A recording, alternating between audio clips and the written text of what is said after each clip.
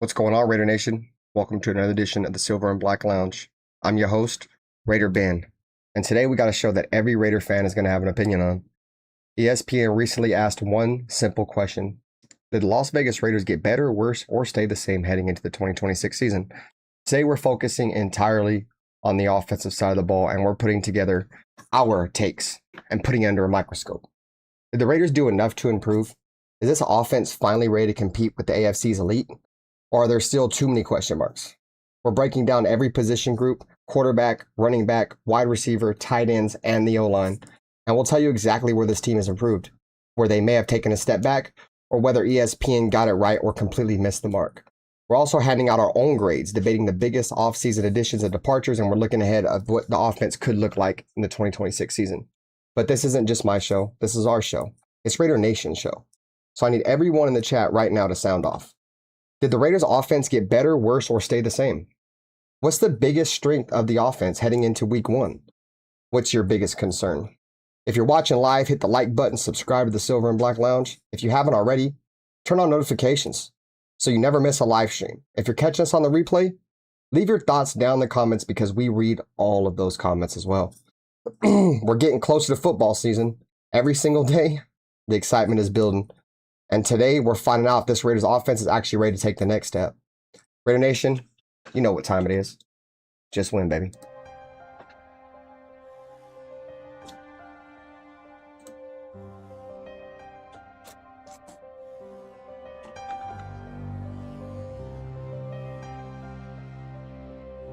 They didn't have to say much. This is the Raiders. You know, this is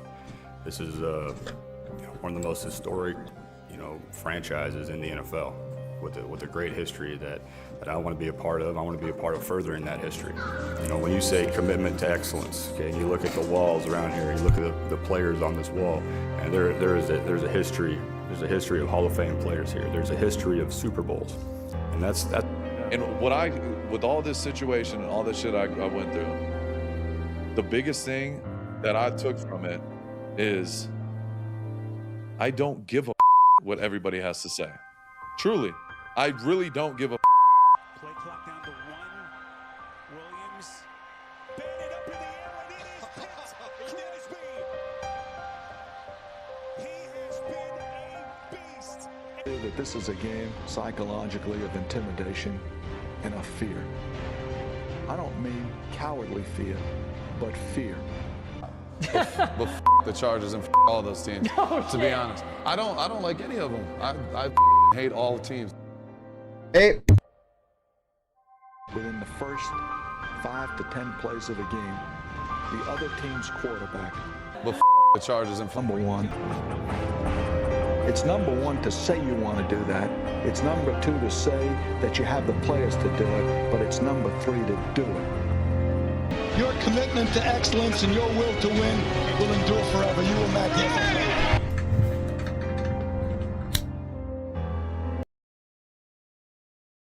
Yo. This thing on. What's going on, chat? Raider Nation, your boy Raider Ben, back at you guys with another pop-up live stream. Like I said, guys, content is going to be coming fast and furious as we get closer and ever so closer to what will be the 2026 NFL season. I'm locked in, man. We got things to talk about. Every single time I see something I think I need to get in here, I'm going to get in here and we going to talk about it, bro, because that's just what we do over here in the lounge, man. You feel me? We see hot topics, we come on here and we talk about them. So tonight's solo show for me today, man. Shout out to everybody, man. 4 p.m. Pacific Standard Time here in California. If you're catching me on the West Coast, 7 p.m. on the East Coast, man. Late night, probably people getting ready for dinner. So you see in the intro, we're not going to waste no time into it. We're going to skip the page right over to the next scene, which we're going to scroll up. And here it is. Ryan McFadden, writer for ESPN, has come out and he did an article saying, did the Raiders get better, worse, or stay the same in 2026? I proposed the question in the chat. Do you guys think the Raiders offense got better? Did they get worse? Did they stay the same? Let me know how you guys feel in the chat about that. but we're going to break it down every single offensive position: quarterback, running back, tight end, wide receiver, and O-line. So we're going to read the article first, see what he has to say here in the article. Shout out to the chat, man. I see Bruce Willis in here right there. Membership gang in the building. We got James Furpo. I see James Furpo in here, man. You know what I'm saying? Shout out to you guys for pulling up. Hit the like button, guys. Like I said, man, it means more than you know. Hype up the streams if you catch it post live. What up, Jack? Nice to see you, Jack. Thanks for coming by, brother. All right, so let me move myself off the screen just a hair here so we can read it. You guys get me here, down me here. All right, let me put my chat back up so I don't miss any of your guys' comments. I'll put the chat up here, I suppose, for now. All right. Okay. All right, so article states, the Las Vegas Raiders used this offseason to build optimism for the future. Besides hiring Clint Kubiak to be their head coach, the Raiders were aggressive in free agency to fill multiple position needs with quality players who are still in the prime of their careers. Las Vegas added more hope for the future with a top 10 player draft class highlighted by first overall pick quarterback Fernando Mendoza. With the Raiders set to report to training camp on July 28th, and mind you guys, I think rookies report July 23rd, so we will be in the building with training camp this week, guys. Raiders will be reporting to camp. Shout out to Ern, man. What up with you, bro? Bruce Willis said, I know we are better than last year. How much better is the question? Yeah, it's a great point right there, Bruce Willis. So let's continue with the article, including on verdict on whether each position group got better, worse, or stayed the same as a result. All right, so here we are, guys. We're going to start off with the quarterbacks. Notable subtractions. Geno Smith traded to the New York Jets. Kenny Pickett goes to on a one-year deal worth $7.5 to the Carolina Panthers. So in the quarterback room, the Raiders drop Geno Smith, and they drop Kenny Pickett. All right, so notable additions you're going to see here. Fernando Mendoza, the first overall pick. Kirk Cousins, 1 year fully guaranteed at $20 million. That also contains a club option for 2 years at $80 million. Better, worse, or the same? Ryan McFadden says better. Let me ask you. I mean, this is a fucking no-brainer, right? This one's got to be a no-brainer, right, chat? Hold on. It's got to be a no-brainer. Right? Let me bring my screen back up. Hold on, I'll bring the screen back up. All right. Let's zoom in a little bit here. All right. So there it is. Better, worse, or the same in the quarterback room, guys. I mean, this, like I said, no-brainer, right? No-brainer, right? I would think so. I would think this is a no-brainer. I mean, just getting rid of Geno Smith alone made us better. You know what I'm saying? I definitely believe the Raiders got better. I think anybody with a brain at the quarterback position probably knows that the Raiders got better here. Let me just go back to the other screen, bro. So this thing's not very good for sharing the screen, I'm not gonna lie. All right, so let's zoom out a little bit. All right. Let me see what you guys are on in the chat, man. Test the pulse of the nation. What are we on in the chat? What up, Rulis? Raiders suck. Yeah, we suck, dog. We've always sucked. That's a fact, dude. That's the reason why I'd be tripped up. Like, we suck. Yeah, we've sucked for fucking my entire life. James Purple said we suck, but I don't give a Raider Nation for life. Radar. Hold on, my desktop audio's not coming through. Output audio. LG ultra wide monitor. There it goes. There it goes. Now we in business, boys. My boy Rulis. I probably won't be on live tonight. If I do a live Rulis, we might do like the Madden play-by-play, the simulation for the 2026 season. I think I have to do 2 of those a week, so I might do that later. I don't know yet, but this is probably, as of right now, this is the only live that I do plan on doing for sure, at least for the moment.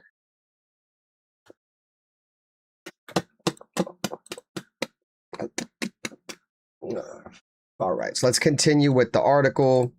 All right, so here's what he said about the quarterback room in the article. He says, the Raiders have a short and long-term plan at quarterback, which is something they haven't had in quite some times. Cousins allows Las Vegas to be patient with Mendoza and lessens its need to play the 2025 Heisman Trophy winner right away. The four-time Pro Bowler has familiarity with Kubiak's system, and his experience could be beneficial to Mendoza's growth. So do we agree with that?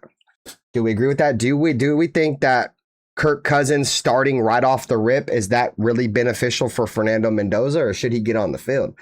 I mean, I could see it being beneficial to a point, you know what I'm saying? But at the same time, I think if you got the number 1 overall pick, bro, unless Kirk Cousins is absolutely out there just dominating, we can't have Kirk Cousins, bro, riding or Fernando Mendoza riding the bench and just wasting away that rookie contract, bro. Them rookie quarterback contracts are the reason why you draft rookies in the first round, or rookie quarterbacks in the first round. You try to get them on that low ball deal.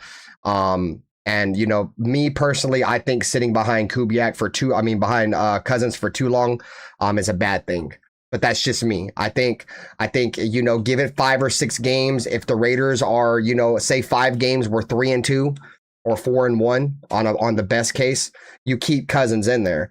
But if we're through 5 or 6 games, dude, and we got like 2 wins, Cousins got to come out, bro. Like, you can't just continue to delay the development of Fernando. You just can't do that. At least that's my opinion.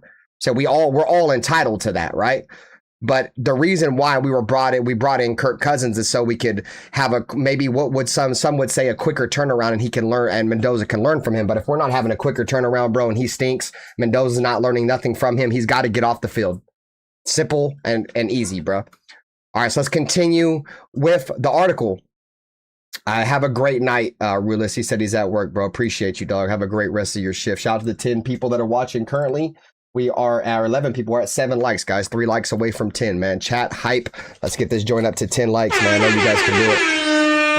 Mendoza is the first quarterback the Raiders drafted in the first round since 2007, and rightfully so. In his lone season at Indiana, he threw for 3,535 yards, 41 touchdowns, and 6 interceptions, while leading his team to victories in the Big Ten and College Playoff National Championship.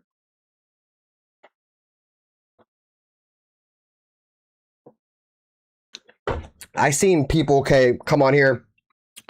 Oh, well, he plays in a quarterback-friendly system. Mendoza's only good because he plays in a quarterback-friendly system. Isn't every offense supposed to be a quarterback-friendly system, or is it supposed to be fucking bad for quarterbacks? Like, that's what be blowing me. They'd be like, oh, he played for Kirk Signetti. They made everything easy for him. Well, you think the fucking Raiders or anybody that draft him is going to draft him to make it hard on him? Like, come on, bro. Use your fucking brain, dog. There's a reason why the Raiders went and got Clint Kubiak to make it easy on him. To put him in a quarterback-friendly situation.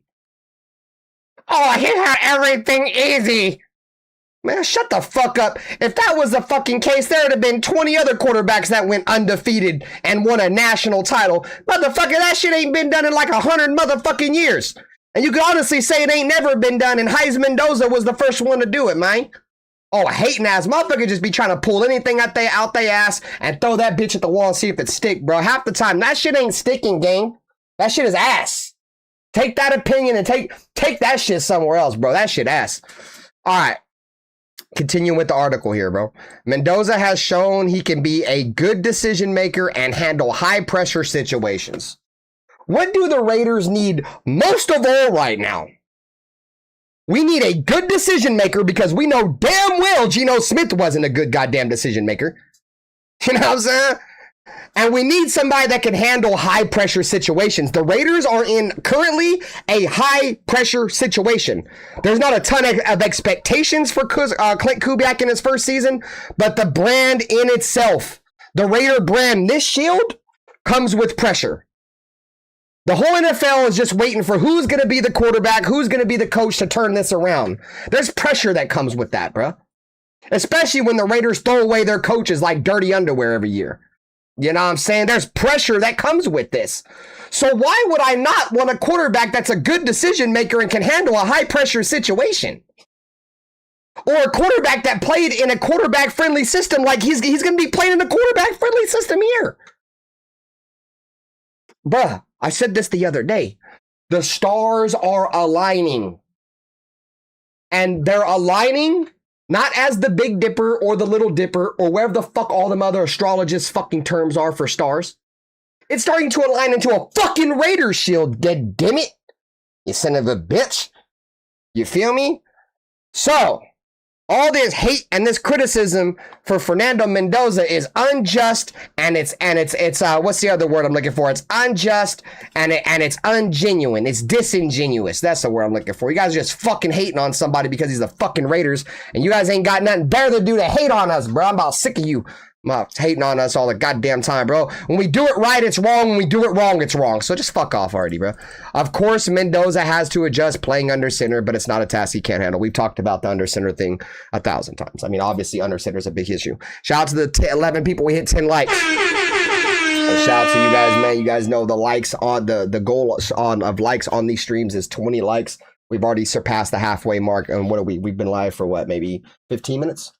So shout out to you guys, man. All right, guys. So we're moving to the running back room. All right. Running backs. Okay. Notable subtraction. Zamir White and Raheem Mostert. What up, James Farrell? What up, bro? Notable additions. Mike Washington, 4th round pick. The consensus big board #2 running back in the NFL draft behind Jeremiah Love. Better, worse, or the same, chat? Better, worse, or the same? I'm asking y'all. I mean, you guys see Ryan McFadden's answer right here. He said it's better. We got a better running back room this year. I'll go on the limb and say, just like I said about Geno Smith, bro. Just getting rid of Zamir White's going to make our running back room better, bro. And losing Zamir White being a notable subtraction, that's unnotable, dude. Ain't nobody going to miss him except maybe Anthony Provincia. You know what I'm saying? Raheem Mostert, bro, he never even fucking played a game until like fucking week 13 or some shit. I don't know what the fuck he was doing. He couldn't even get on the field, so I don't really give a shit about Raheem Mostert. You feel me? We got Mike Washington. Fuck yeah, we got better, bro. Hey, James Farrell, I just did a whole stream about it, James Farrell. I don't really want to get into it on this show because I have a topic. If you missed the live, James Farrell, go back and watch the replay. It's one of my most watched streams. We had a great time talking Max Crosby and the potential of him joining the 49ers. It is on my channel. I think I did it last week, so go back and watch that. I've also talked that I don't think Max Crosby's getting traded anymore, bro. I think he's a Raider por vida way. All right, so let's get into it, bro. I think the Raiders running back room got better. That's me. Like I said, getting rid of Zamir White alone is going to make you a better running back room. That dude literally would run into a street lamp in the middle of the desert, bro. And there's not even a fucking street lamp in the desert, but that motherfucker would find one and run into it, bro. I promise you he would, dog. With all that open desert, he would find the street lamp. That's about all he could see, and he'd run right into that motherfucker. Not run around it, run right into that motherfucker, dog. I promise you. All right. Ashton Genty's rookie season might be considered underwhelming by most, and yet he still finished with 1,300 yards from scrimmage, bro. Let's put that into perspective, bro. The Raiders team was so bad. Our offensive line was so bad last year, bro. And Genty still had over 1,300 yards. You guys see right here, 975 of those were rushing. This dude got almost 1,000 yards rushing behind probably the worst Raiders offensive line I had ever witnessed with my own two eyeballs. So when people be like, do you guys expect to see a huge jump from Ashton Genty from year 1 to year 2? Yes. 975 yards behind an offensive line that you were getting hit at or behind the line of scrimmage on 50% of your snaps. That is impressive, bro. That is severely impressive, bro. Shout out to my boy.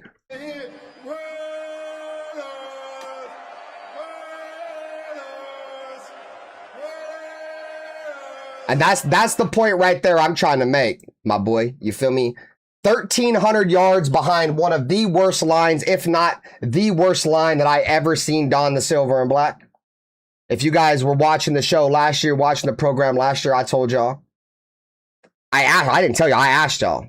I think I asked Nate. I think at the time he said no, but this was like week, I forget, whatever. I'm not going to say exactly what week. But I said, is this the worst offensive line that you've ever seen don the silver and black? Like the worst Raiders offensive line you ever seen? And some people said no. I will beg to differ. I think a lot of people will beg to differ now. That was probably the worst offensive line, and it's not even close, dude. I don't ever think I've ever in my fucking life ever can even think of an offensive line that was half as bad as that offensive line last year, bro. Like that was embarrassing, bro. Like absolutely atrocious. Shout out to Elijah Wildhorse. What up with you, gang? All right, so he says, including 975 yards rushing and 10 total touchdowns. All right, behind the worst offensive line in the league, and it wasn't even close. Las Vegas is expected to have better coaching under Kubiak, and the offensive line should be improved as well. With that said, Genty has a strong year or a strong chance to have improved numbers and consistent production in year 2, which I don't think there's going to be one Raider fan on my channel that will disagree with that statement. I think the majority of Raider fans are going to go out here and they are going to tell you that Genty is going to look really, really good this year. Barring, anything substantial happen. It's the I word. I don't like mentioning the fucking I word. I hate that word so bad, especially in the offseason. I don't like mentioning that word. But outside of something like that happening, I expect a dominating year from Ash and Genty, bro. Washington has the potential. So now we're talking about Mike Washington, our 4th round pick. Mike Washington has the potential to grow into a second option in the backfield and has a nice blend of size and speed. At Arkansas, he rushed for 1,070 yards with 606 yards coming after first contact with 8 touchdowns. Washington also totaled 28 catches for 226 yards and a touchdown. So he rushed for 1,070. 606 yards came after he was hit, bro. That is damn impressive. So that means he only had, 464 yards without being contacted. The majority of his yards came after he was hit. The dude is a battering ram with electrifying speed, bro. If you watch Mike Washington, bro, he's a very rare combination of size, speed. Like I said again, bro, the Raiders went with heavy RAS score guys in the 2026 draft. And what I mean by RAS score guys, you guys know what RAS is. RAS is an acronym for relative athletic score, which pretty much, the NFL scouts send out to teams around the league. These are the most athletic players in the draft. And he was extremely high on the RAS, as well as most of our players was. Jermod McCoy had a high RAS score. Keyron Crawford, Trey Zune probably had a record-breaking RAS score. So a lot of athleticism that was brought to the Raiders in 2026. Raiders, he said there were better O-lines in college. That line was terrible. And terrible might even be an understatement, bro. Like, if I'm just being real, bro, terrible might be an understatement. That shit was putrid. That shit was caca. That shit was sewer water, sewage. That was the worst performance I ever seen, ever. I've never seen something so bad than I seen last year. But at the same time, can't put everything on the offensive line. They had a very inept offensive line coach. Brendan Carroll was a piece of shit in the most respectful way possible. He set my team back. He's fucking piece of shit. He should probably never coach in the league again. And then who was the other dude? Not the other dude, but then also, the Raiders had Geno Smith, who was holding onto the ball for fucking ever, dude. And he was over here trying to break tackles in the backfield like he was a fucking running back. So, I felt like the offensive line last year was kind of hard to judge, but I think they will get better. James Farrell says we need to draft a high draft pick in next year's pick in an offensive tackle. So he says that we need to invest highly next year in our top pick in offensive tackle. What's your guys' agreeance on that? You guys agree that if the Raiders are in line to get a top offensive tackle next year, you think the Raiders should make the move? I'm still in the camp unless DJ Glaze shits the bed this year. I mean, DJ Glaze looked terrible last year, but I'm willing to give him the benefit of the doubt, bro. Sophomore slumps, offensive line coach Geno Smith, etc. If he's not good next year, I think we need to be looking at replacing him. But if he can just hold his own, I still think the Raiders need to go receiver. I think the Raiders, unless they overcome my expectation, I expect the Raiders to be in that realm of possibility of drafting Jeremiah Smith. No, the wide receiver from Jeremiah Smith, the wide receiver from Ohio State. That's who I want the Raiders to take next year, because I think we're going to be in that 3 to 5 win realm, and I think in that 3 to 5 win realm is where you're going to have a chance to take a player like Jeremiah Smith. So that's who I want. But I'm with you though. If we can't get Jeremiah Smith, I would definitely be okay with taking a right tackle for sure, because I still don't know what DJ Glaze's future holds. Because he's very suspect right now. So Trey Zune says, or Elijah Wildhorse says Trey Zune's score was 9.9. That's what I was trying to say, bro. Damn near record breaking, Elijah Wildhorse. That shit was crazy, bro. They had never seen somebody score so high, bro. Or how about drafting a wide receiver 1? Yep, I just talked about Jeremiah Smith. So let's continue with the article. You guys continue to post your comments in the chat. I'll get to your comments, your questions, concerns. Kubiak expects Genty to have a heavy workload, but that shouldn't take away from Washington playing meaningful snaps. He had reps with the second team and occasionally the first team offense during the offseason program. So just going off that sentence right there, that paragraph, you guys remember, Clint Kubiak had his press conference like a few months ago, and he said that Genty deserves a Christian McCaffrey-like workload. Do you guys agree with that?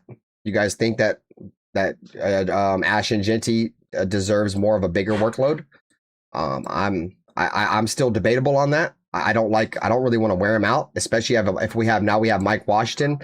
Last year with Zamir White, yes, I think he probably deserved a Christian McCaffrey workload because we know we aren't going anywhere with Zamir White. You know what I'm saying, except to the desert to run into a street lamp.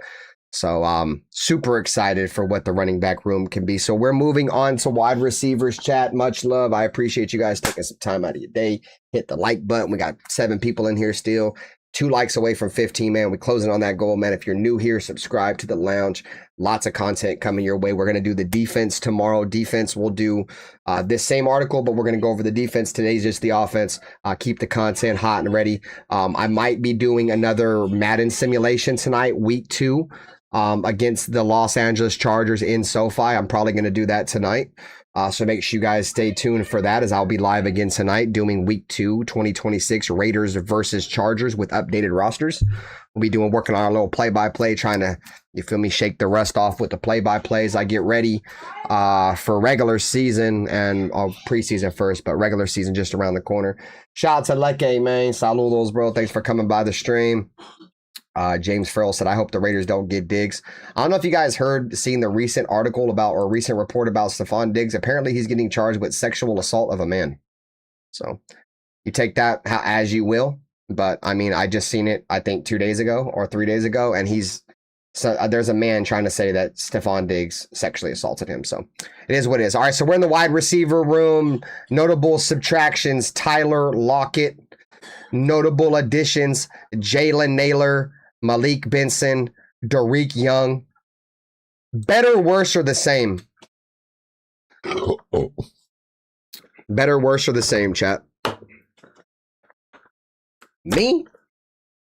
I'm going better, bro. How do you just lose Tyler Lockett but acquire Jalen Naylor, who's significantly younger than him, has been way more productive than him over the last couple of years, and still be the same? You know what I'm saying? Like, come on, bro. And then if you get anything out of this Malik Benson kid, who has been absolutely dominating what they said dominating in rookie program, you got Jalen Naylor and Malik Benson, a rookie baller, and you lose old-ass Tyler Lockett. And respectfully to Tyler Lockett, dude, he's great in his own right. I mean, he was a monster in the prime of his career, bro, when Seattle was going to Super Bowls and shit. But at that point of his career, bro, he was really just brought in to help Pete Carroll and Geno Smith, bro. And that shit wasn't going to last very long. So I don't agree right here where he says same. I definitely believe the Raiders got better in the wide receiver room coming this year. James Farrell says we are better in the wide receiver room. I agree with you. Bruce Willis as well has us being better in the wide receiver room. Hey, shout out to the chat, man. 15 likes.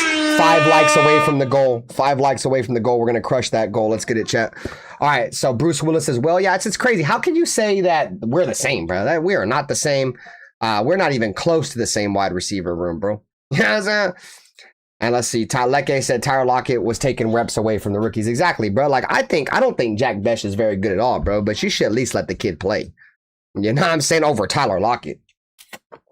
You feel me? Like, there's one point that I will agree on about Jack Besh. A lot of his catches that he made last year, the majority of Jack Besh's catches were chain moving catches. So when he does get open, he can hold on to the ball pretty well, bro. He can be that possession receiver. His issue is being able to create the separation. So the jury is still out for Jack Besh, but my personal opinion, from what I saw, from the reports coming out of camp, he sucks. And he's probably going to play tight end before his career's over. And I'm not trying to be disrespectful when I say he sucks, but dude, he sucks. For a second round pick, wasted pick, dude. Especially when we traded down and took 2 offensive linemen that if they never play, those dudes are busted picks too, bro. So we traded down for nothing. So I'm not going to sit here and be too negative. I'm just keeping it a beam. I hope Jack Bech can be what a lot of us thinks he can be. I don't think he's going to be very good at all. So let's see. He sucks. I mean, I'm not trying to sound like an asshole, bro. I mean, he sucks, dude. He couldn't do anything, bro. You know what I'm saying? Like I said, Thornton Jr. had the same problem creating separation in his routes. Well, the difference between Dante Thornton and Jack Bech, is Jack Bech was a second-round pick who was expected to produce in his rookie year and probably be a big part of, what would be a core going down the road. And Dante Thornton was, a fourth-round pick with 0 expectations. They were just like, he's big as fuck and he can run fast. He's got the measurables of Randy Moss and Calvin Johnson. You know what I'm saying? So that's the argument for that. Like, I hear what you're saying. But when you're drafted in the second round and you're expected to be an immediate contributor or at least do something and you do absolutely nothing compared to a guy in the 4th round that really isn't projected to do nothing, the dude in the second round looks a lot worse. You know what I'm saying? Let's continue with the article. Shout out to Money Mike. I'll get into your comment just here in a second, man. Shout out to my man. Shout out to the chat. Hit the like button, man. The goal is 20 likes. We're at 15 already, man. All right, so Trey Tucker posted a career high 696 receiving yards in 17 games that he played in 2025. The 4th-year wideout was on track to finish the year with 1,000 yards, but as the offense continued to struggle, his numbers remained steady. Tucker had 24 catches for 356 yards and 4 touchdowns on 33 targets in his first 6 games.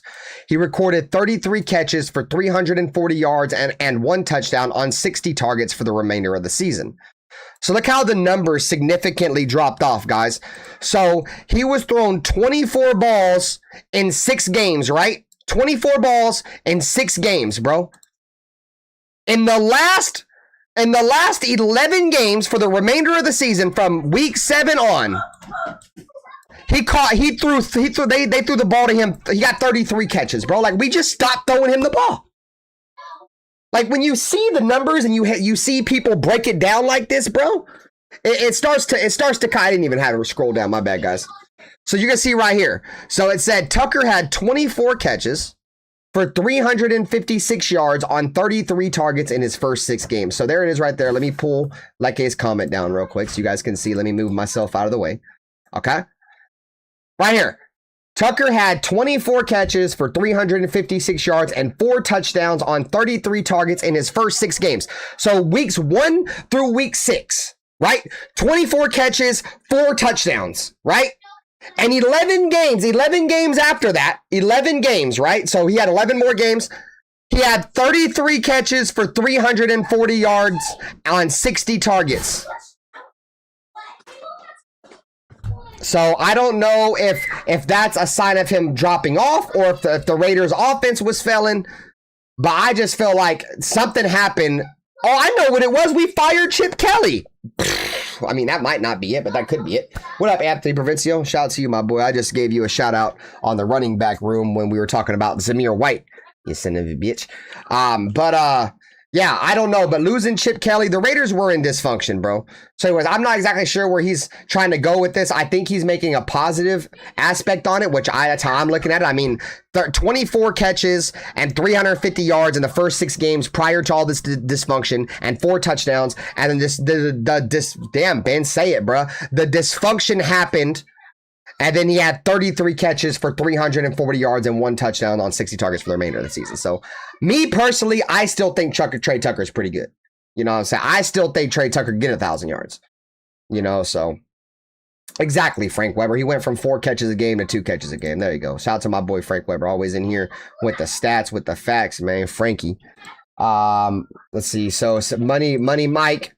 He said Raiders overhauled their defense. The Raiders are looking pretty good. Not winning the division, but not going to take 4 years to succeed, lest the Broncos and Chargers quarterbacks get hurt again.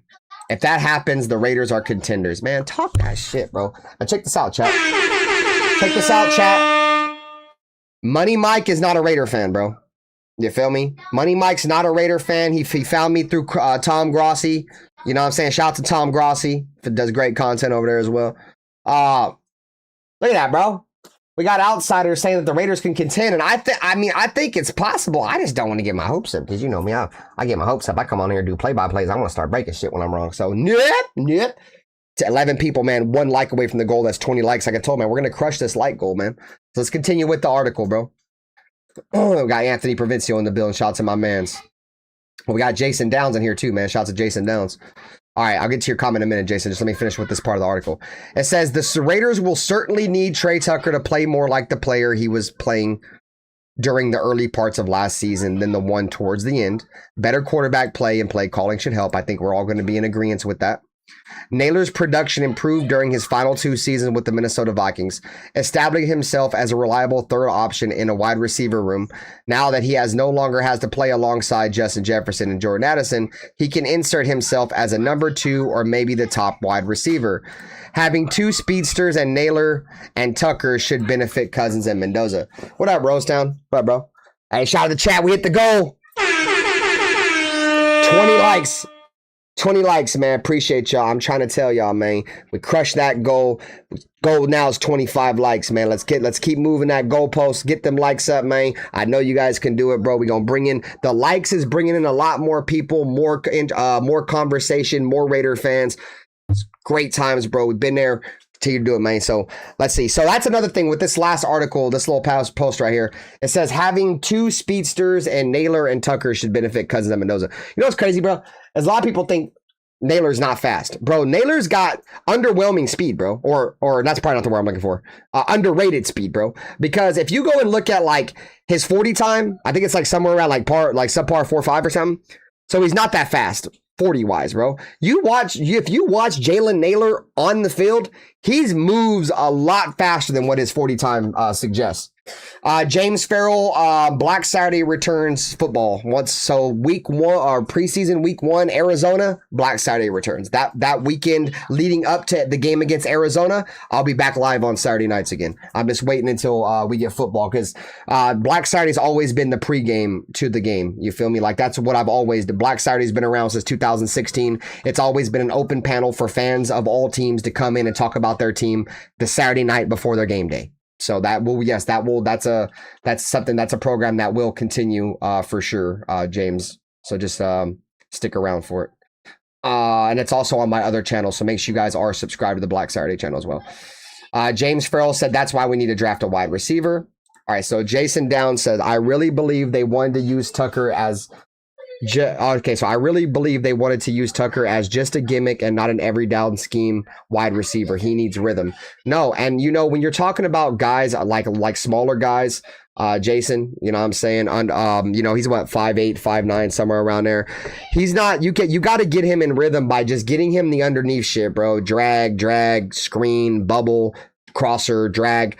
The Raiders just last year, for whatever reason, just wanted to keep throwing deep passes to him with the quarterback with no arm. And he never got warmed up. Like you said, he never got in rhythm. So, no, I agree with you, bro, for sure. So, let's see. Rosetown, saludos to the nation. Rosetown said again, I mean, damn, you can't make this up, bro. It's the Raiders, bro. It's the Raiders, dog. You know what I'm saying? Like, nothing should surprise you. I love you, Rosetown. You got to understand, bro. Don't let anything that happens with the Raiders surprise you, bro.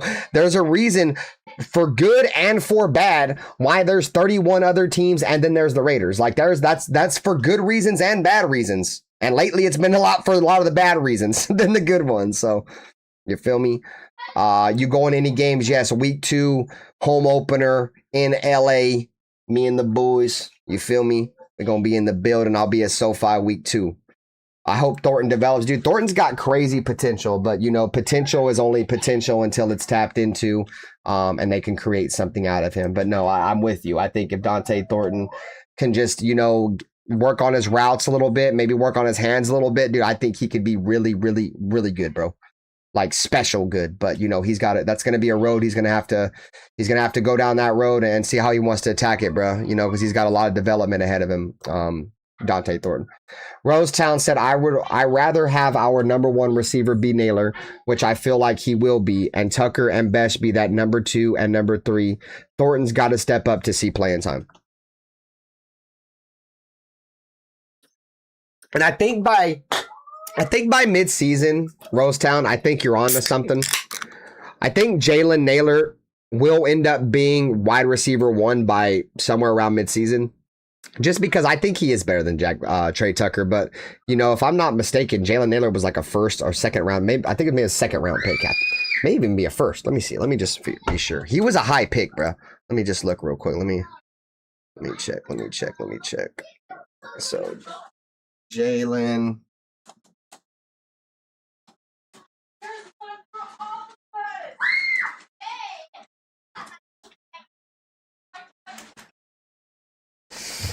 Oh, he's a 6th round pick. Okay, I was way the fuck off. Okay, never mind. See, that's why I looked it up, bro. He's a 6th round pick. Discredit everything I just said, bro. Just completely discredit that what I just said. Okay. So he actually got drafted past Trey Tucker. Okay. No, but I still think that he is a little bit better than Trey Tucker because he's got the ability to get open. Where'd you find that at? He's got the ability to get open. He's got the ability to separate. And he's got better hands than Jalen Naylor. So, I mean, he's got better hands than Trey Tucker. So, no, I'm definitely with you on your comment here, bro. See what else we got here, man. Besh is a mystery. Yeah. Yep, definitely is. See what we got here. Tucker's a number 2. No, I definitely believe that Trey Tucker's I think he's a solid number 2 though. I don't think he's bad. I think he's definitely solid. We don't have a wide receiver 1. At the same time though, we might not have a wide receiver 1, James Farrell, but we do have a number 1 target, and that's Brock Bowers. So I'm not too worried about wide receiver 1 just because I knew we didn't have a wide receiver 1 going into the season. I knew the Raiders weren't going to draft a wide receiver 1, so it doesn't really bother me that we don't. I mean, go back and look at Kansas City, bro. Like before what's his face got there, Tyreek Hill, and like, dude, they went an entire season.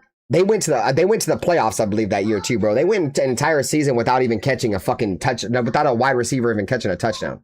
That's how good Travis Kelce was. So, you know, if the Chiefs can get it done with just Travis Kelce and go to the playoffs and shit, like they've had a bunch of nobodies at wide receiver. Name anybody that's been a wide receiver for Kansas City, bro. Like they always just bring in no names, like Juju Smith-Schuster.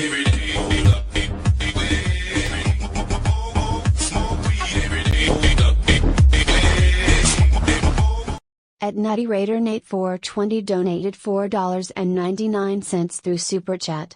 Run the rock. My boy, Nutty Raider Nate, just went baby in the building. You know what time it is. I shouldn't even go through. Run it back. Boy said, run the rock, man. Just went baby in the building. No, I'm with you, bro. You already know you know me, Nutty Raider. Now I love the running game. You feel me?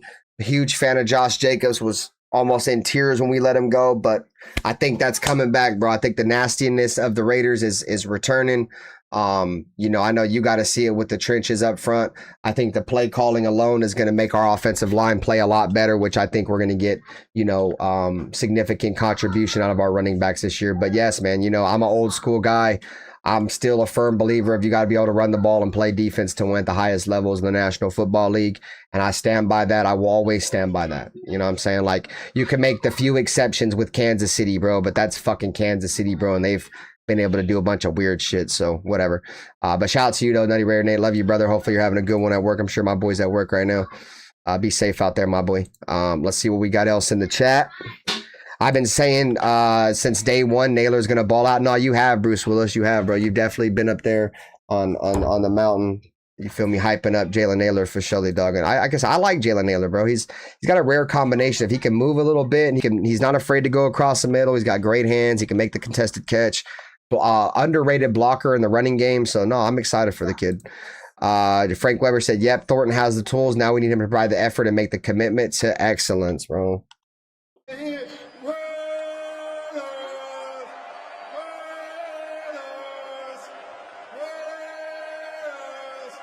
So shout out to James Farrell, bro. You're hitting on a lot of my shit, bro. James Farrell, I just did a stream about that too, bro.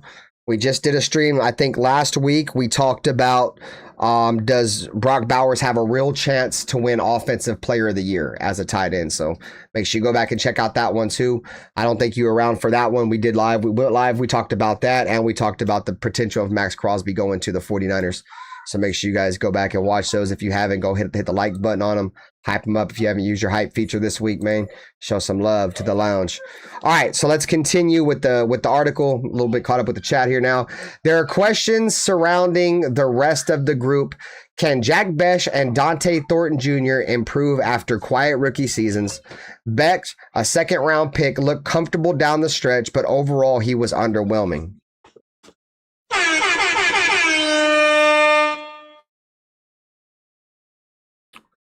Underwhelming may be an understatement. That was terrible, dog. It is what it is. People are going to be like, oh, that was Pete Carroll. He didn't even want to play him, bro. He sucked. He couldn't even create separation against Caillou Blue Kelly. All right, he said Besh finishing the season with 20 catches for 224 yards. Bro, we drafted a dude in the second round, bro.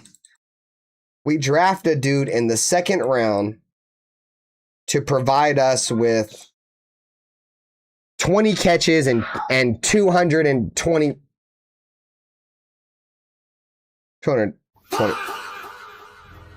So we got 20 catches total, 20 catches and 224 yards out of.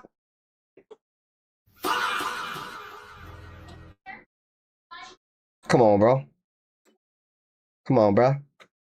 Like, I don't know where John Spytek was going with that pick, dog. 20 catches for 224 yards, 0 touchdowns for your second round pick. That is putrid, bro. That's like one of the worst. That's one of the worst seasons I think I've ever seen us draft a guy in the second round to have, bro. What up, Sal? Saludos. SoCal Sal in the building. In the building. Shout out to my man, Sal. What up with you, brother? My boy, Sal.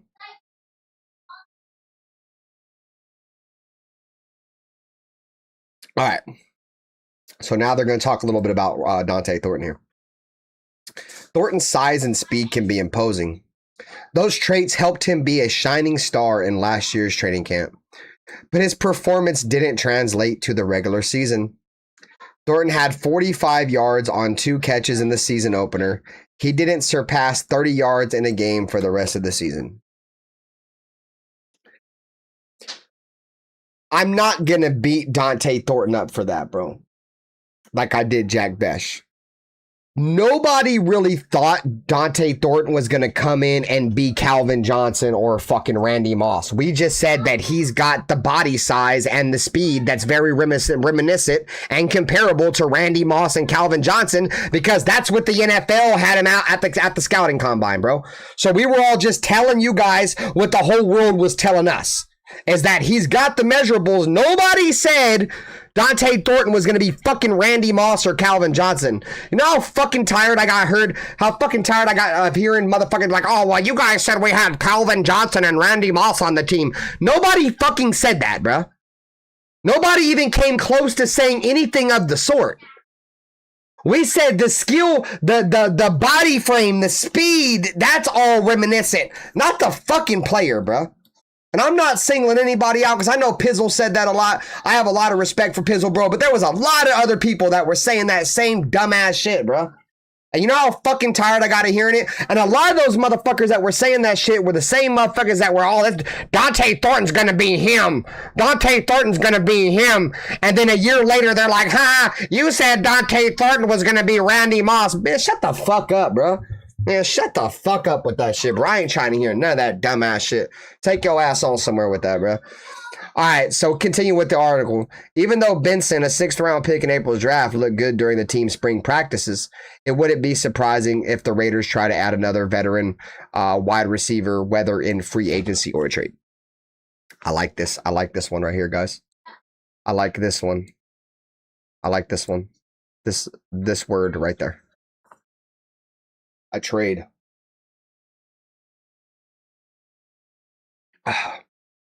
As much as I fuck with Max Crosby, and I think he's going to be a Raider for life after his recent music video, or at least not be traded this season. I don't know if he's going to be a Raider for life, but I think he'll play for us this year.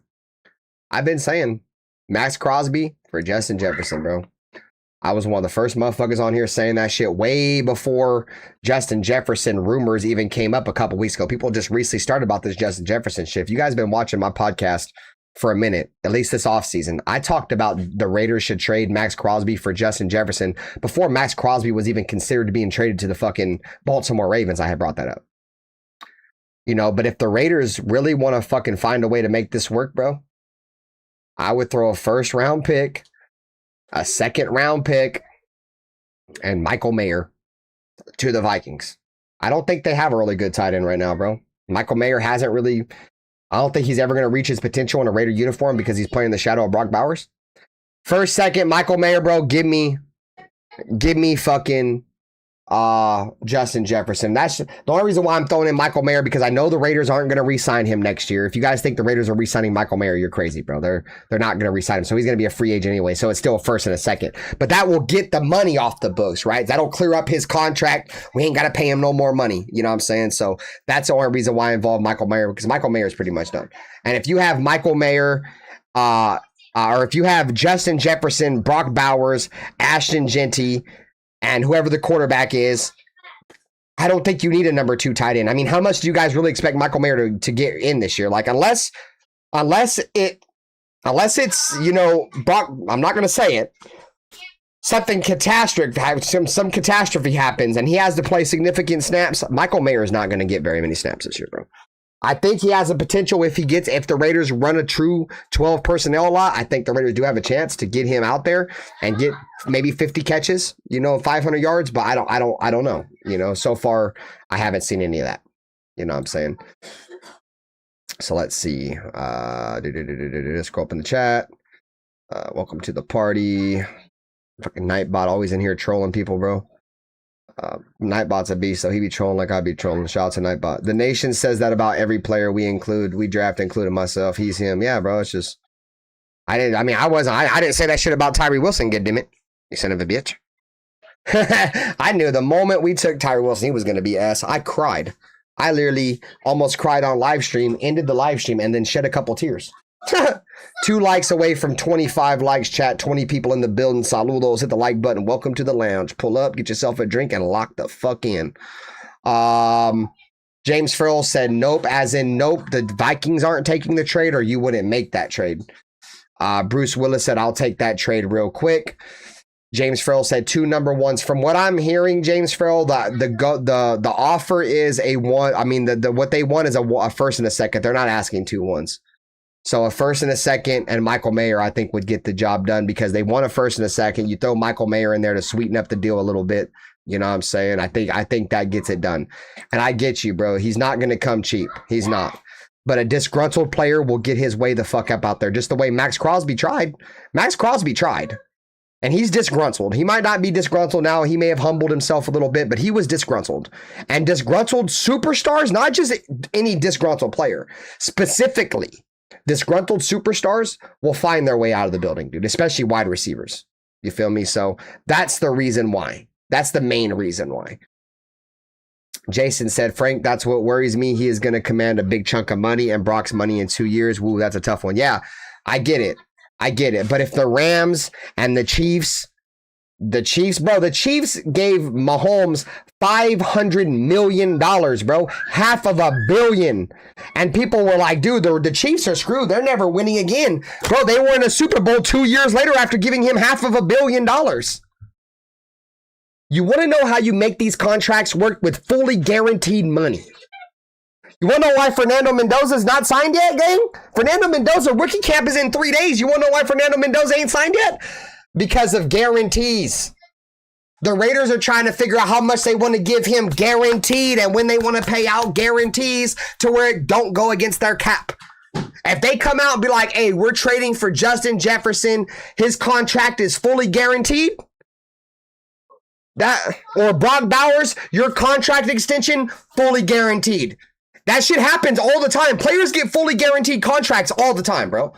And when that happens, none of that money is against your salary cap, bro. It's fully guaranteed. It's all guaranteed money. It's nothing against your salary cap, bro. There's like a fucking smidget, like a fraction of that goes against your salary cap. That's the reason why you're seeing a lot of people now give players fully guaranteed money, even if they cut them after 2 years and take a loss, because it doesn't affect their cap situation. But the problem with that is if you do that, you have to have a somewhat rich owner, somebody who has bread. You know, the Stan Kroenkes, the Rams, right? These teams that have bread, they can afford to just give players money wherever the fuck they want. They're in that bitch making it rain and shit in the locker room. There's owners like that. Mark Davis, the Davis family was never like that, but I think Mark Davis has money now.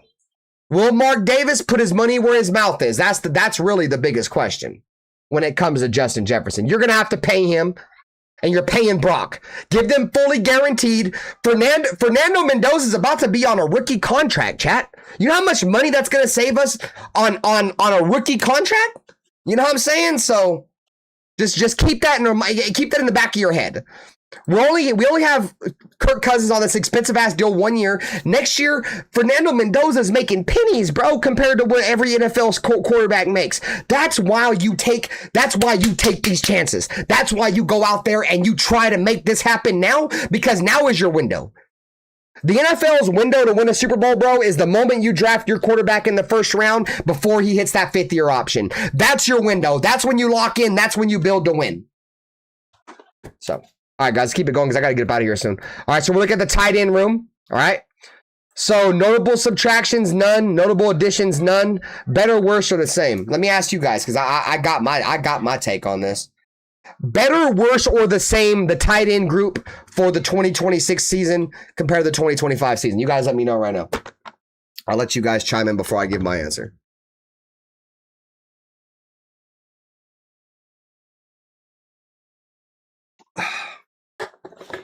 See, we got in the chat while I wait for you guys to throw me an answer. He says same.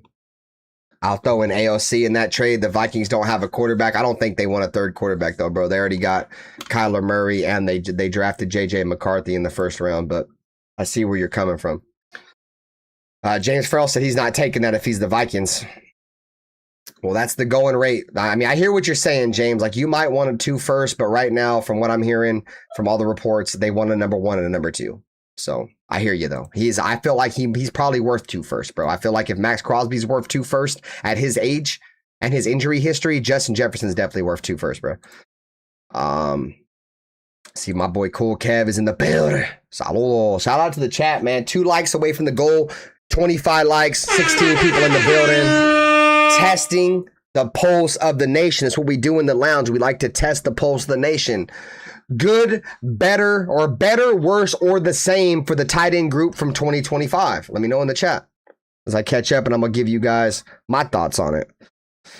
All right, so Jason said that's what I think we should do more of, mid to high, mid salary guaranteed over more years. It just makes sense. It's part of the business. You feel me, Jason? Like, the thing is, the difference between us and a lot of other fans, bro, is that we've been the poorest team in the league, bro, while we were in Oakland all them years, and we've never had the money. I believe right now the Raiders are the most lucrative NFL team. We have the most expensive stadium. We've made the most money.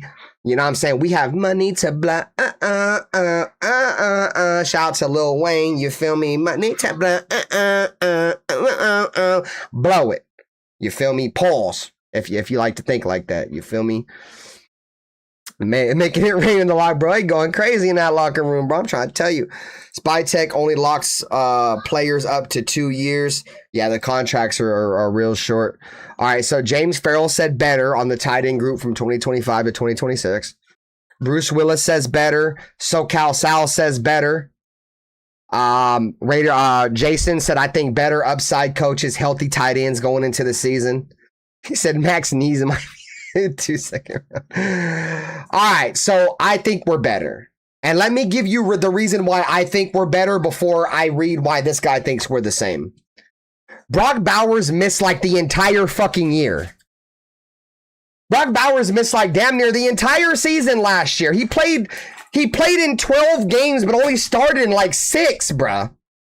You know what I'm saying? He only started like 6 or 7 games where he actually got to start and play the entire game.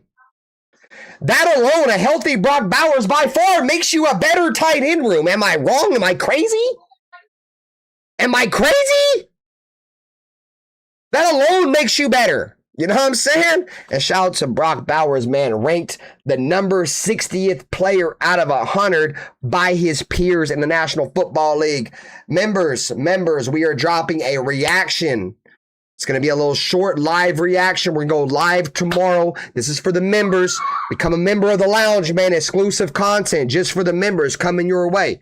Tomorrow, Brock Bowers ranked number 60 on the NFL's top 100. His peers react to it, give their thoughts on Brock Bowers. We're going to lock in. We're going to give our opinions on it, man. Join the membership program. $2.99 a month, as low as your morning cup of coffee, man. Lock into the lounge. I already got a bunch of membership content already out. Got plenty more coming for you tomorrow, man. Tomorrow night, man. Members, it's your time, bro. You feel me? Y'all put a little bit of bread in my pocket. Y'all support the channel. I got content just for y'all, so lock in. All right. So this is going to be his reasoning on why he said they were the same, right? The Raiders had no reasons to make any additions at tight end.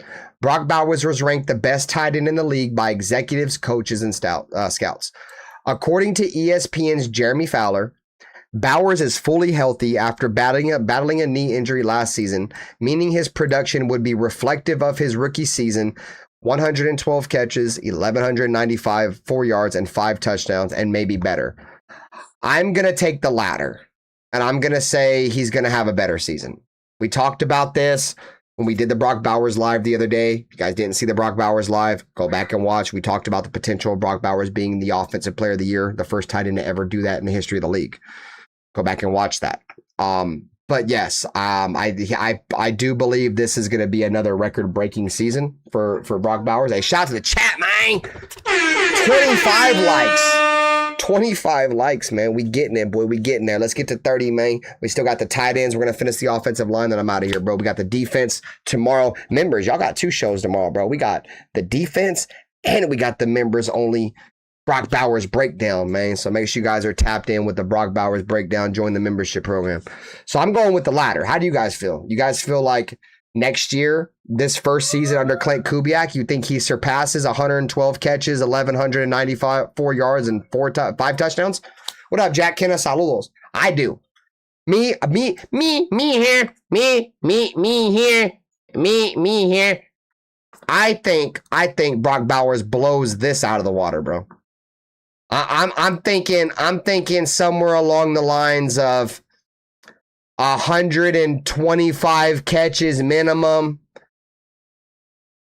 1,300 yards minimum is what I see for Brock Bowers next year. Just early projection. James Farrell, I will be doing. Let me look. Oh no, it's gonna be a late show. Okay, let me backpedal a little bit. So tomorrow, I'm just going to do this show right here, the defense, because I have to close the shop tomorrow. It's going to be a late night show, like 10 p.m. Pacific.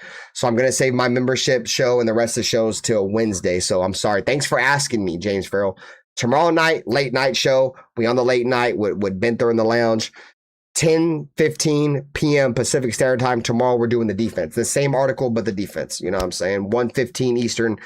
I feel so bad for some of my people on the East Coast, bro. I'm on the West Coast, and 9 times out of 10, I'm working late. You know, I apologize, but I appreciate you guys watching the replays, and whenever you guys can tap into the lives, I appreciate that. But around 10 p.m., I'll be live tomorrow night. So, all right. So I expect Brock Bowers to succumb 112 catches for almost 1,200 yards and 5 touchdowns. Like I said, I'm thinking 125 with around 1,300 yards and maybe about 12 touchdowns is going to be my needle for Brock Bowers next year.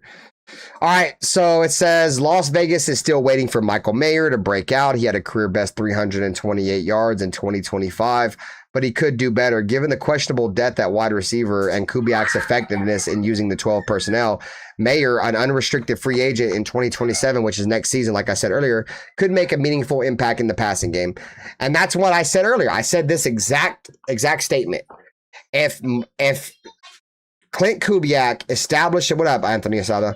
If Clint Kubiak establishes the 12 personnel the way I think he can establish the 12 personnel. I think we could see, the best 1-2 tandem tight end group in the National Football League, but we won't know that unless we get Michael Mayer on the field. It's no disrespect to Michael Mayer. I think Michael Mayer is a good player. I don't think he was worth a second-round pick where we drafted him because we had bigger needs at the time than tight end. I don't think tight end's that big of a need when we drafted him, but I see why they did. Extremely productive coming out of Notre Dame, one of the most productive tight ends in college football that year, so I get it. But now, now you're in the shadow of Brock Bowers. I don't expect much from you. That's just the way it goes, bro. When your team drafts Brock Bowers, bro. So, not expecting a ton from Michael Mayer. If the Raiders go out there, they execute the 12 personnel, I think we'll be good. So, all right, guys. Last topic of the article is the offensive line. Chat. I'm gonna be back tomorrow, 10 p.m. 10 p.m. Pacific Standard Time, 10:15-ish. We're live tomorrow night. We're doing this same exact article. We're covering the defense. So if you guys are up, you guys are late night guys like myself, come in, show some love to the stream. If you catch it after, that's fine too. Hit the like button, subscribe, hype up the streams. It means a lot. Helps the channel grow more than you know. So let's get into the offensive line, guys. Offensive line. Notable subtractions. Let's scroll down a little bit. Notable subtractions. Dylan Parham, he's had a 2-year deal with the Jets. Stone Forsythe signed a 1-year deal with the Panthers, and Alex Kappa's currently a free agent released.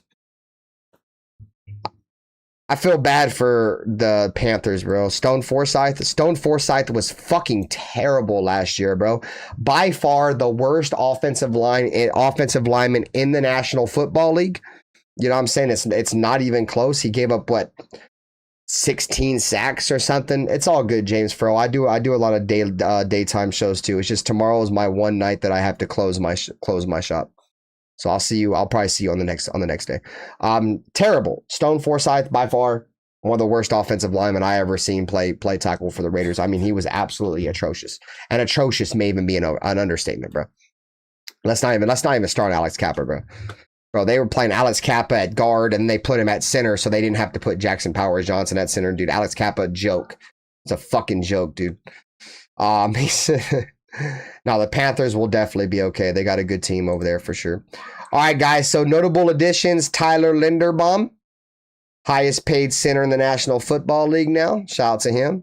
Spencer Burford, the free agent we picked up from the San Francisco 49ers, and Trey Zune, our 3rd round pick. All right, guys, here we go. One last time. Better, worse, or the same? The Raiders' offensive line for 2026. Better, worse, or the same? I mean, I don't know how. I don't see how you could disagree with that.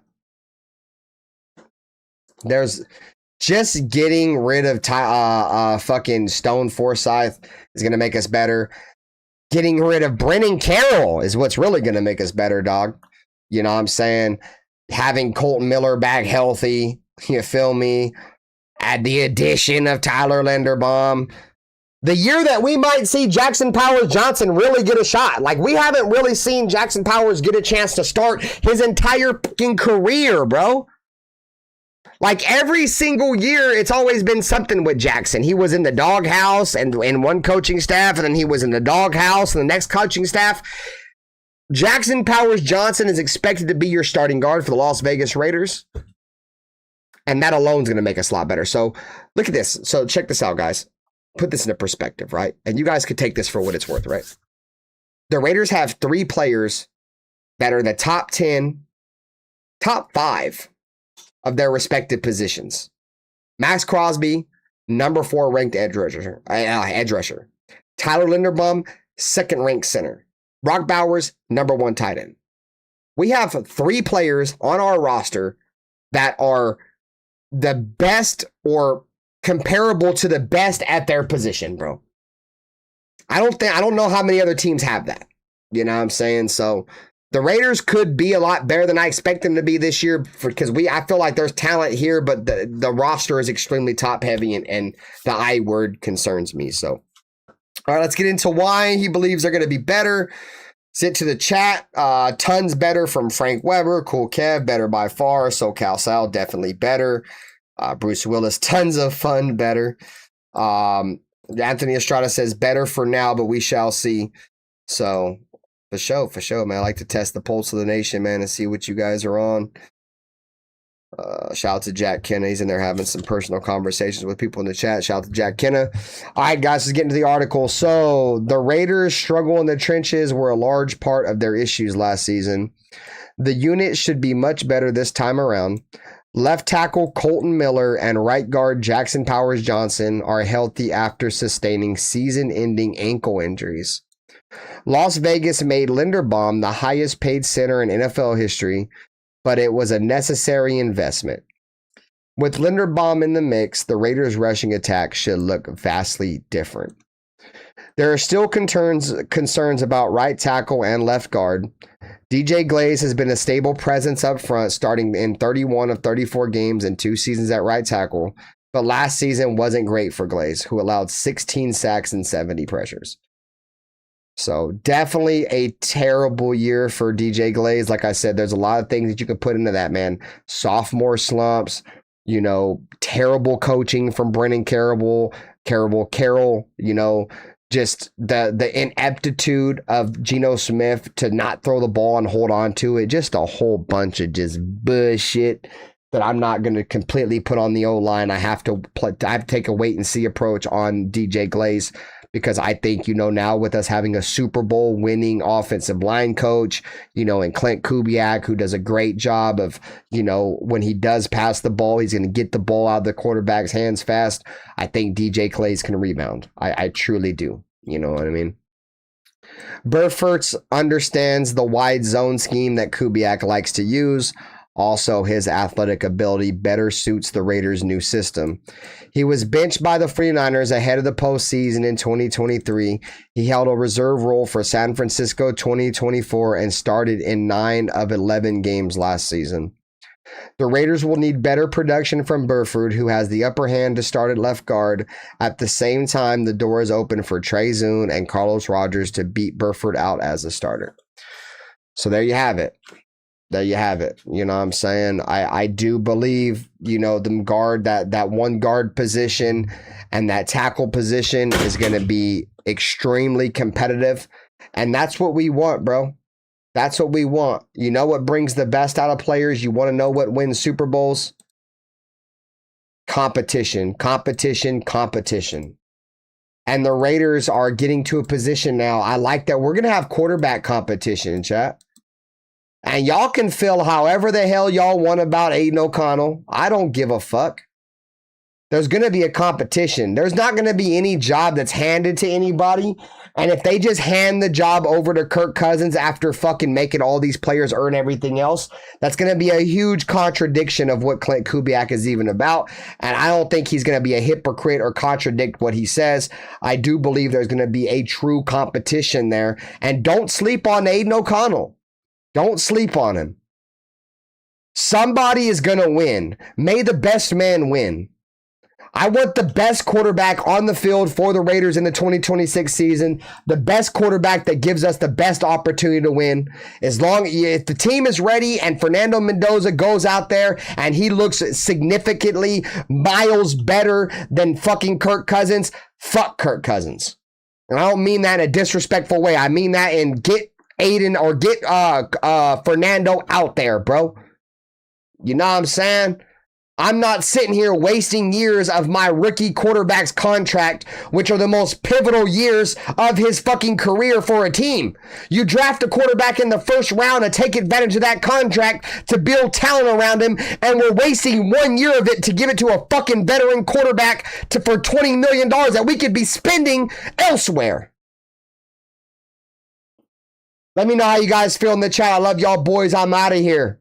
You guys hit the like button on the way out. Subscribe. Enjoy the outro. I will be back tonight. Tonight, guys, we're doing week 2. Raiders versus Chargers in SoFi 2026. Mendoza versus Herbert.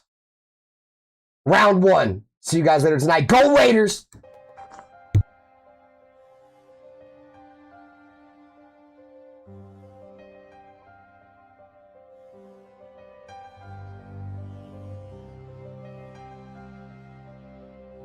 They didn't have to say much. This is the Raiders.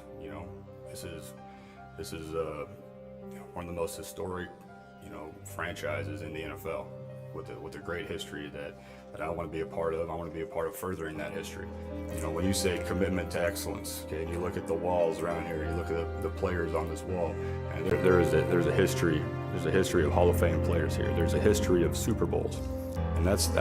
And with all this situation and all this shit I went through, the biggest thing that I took from it is I don't give a what everybody has to say. Truly, I really don't give a. Play clock down to 1. Williams batted up in the air, and it is picked. Knappsby. He has been a beast. That this is a game psychologically of intimidation and of fear. I don't mean cowardly fear, but fear. But the Chargers and all those teams. To be honest, I don't like any of them. I hate all teams. Within the first 5 to 10 plays. But the Chargers and Number one. It's number one to say you want to do that. It's number two to say that you have the players to do it, but it's number three to do it. To excellence and your will to win will endure forever. You were magnificent.